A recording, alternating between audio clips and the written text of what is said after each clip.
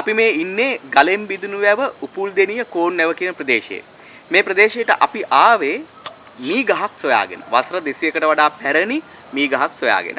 එතකොට දැන් මේ මී ගහ ගැන කතා කරන්න අපි එකතු කරගන්නේ මේ ප්‍රදේශයේම ප්‍රසාද් මහත්මයා ආයිබෝවන් ඔබතුමාට.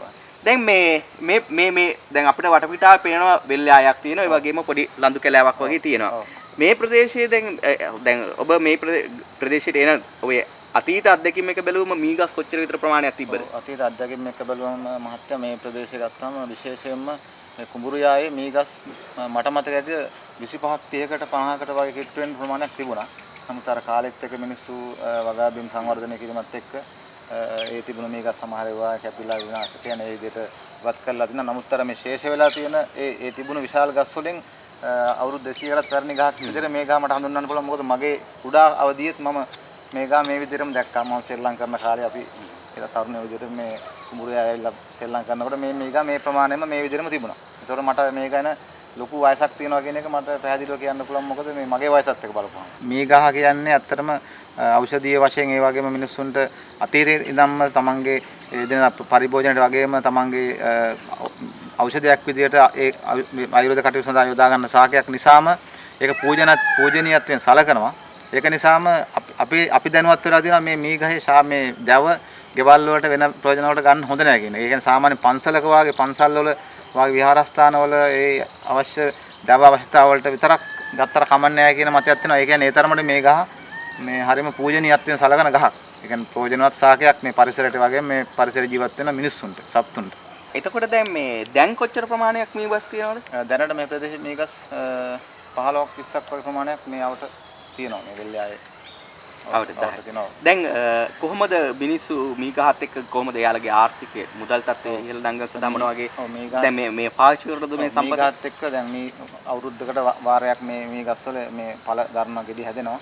ඒ කාලේ මිනිස්සු ගමේ සෑම දිනෙකම පාහේ මී ගස් ළඟට ගිහිල්ලා යට ටික අහුලගෙන සමහර ඒවා ආර්ථික වශයෙන් මුදල් ඉපුවා ගැනීමට වෙලෙන්දන්ට අලෙවි කරන සමහර අය තියෙනවද අලෙවි කරන තැන්? ඔව් වෙලෙන්දෝ එනවා මේ පුදුම ඉල්ලුමක් තියෙන මේ ඇටවලට. ඒ කියන්නේ මේ තෙල්. ඒ කියන්නේ ගමට එනවා වෙලෙන්දෝ ගාගෙන. එනවා. කියන්නේ සාමාන්‍යයෙන් ලොකු ගණන් වලට යනවා ඒ කාලේ.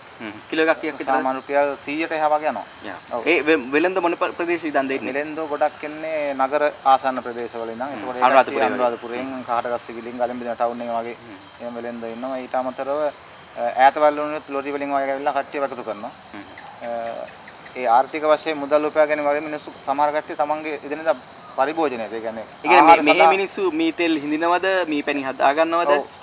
ඉස්සර නම් අර පරණ ක්‍රමයට ගෙවල් වලම අර උපකරණයකින් මී තෙල් මේ නිෂ්පාදනය කරගන්න. මුත් අර දැන් ගන්නානේ තාක්ෂණයත් එක්ක අර පොල් තෙල් හිඳින මේ මැෂින් වලින් මී තෙල් හිඳින්න පුළුවන් කියලා මිනිස්සු ඒ විදිහට දැන් හිඳ ගන්නවා ගිහිල්ලා. ඒ කියන්නේ කිසි ගැටලුවක් නැහැ. අර විදිහටම හොඳ තෙල් ඒ මිනිස්සුන්ගේ ඉල්ලුමක් තියෙනවා. ඔව් මිනිස්සුන්ගේ ඉල්ලුමක් තියෙනවා. දැන් අපි හිතමු වගාවක් විදියට කවුරු හරි අතහිත දුන්නොත් මේක කරන්න සූදානමින් ගමේ මිනිස්සු සූදානම්ද? ඔව් සාමාන්‍ය මේ ප්‍රදේශ ගත්තම ඉඩම් බහුලව තියෙනවා. ඒත් එක මේ ශාකයේ ගොඩක් හැදෙන්නේ වතුර තියෙන ආශ්‍රිත භූමි වලනේ. කියන්නේ ඒ භූමි වල තමයි හැදෙන්නේ.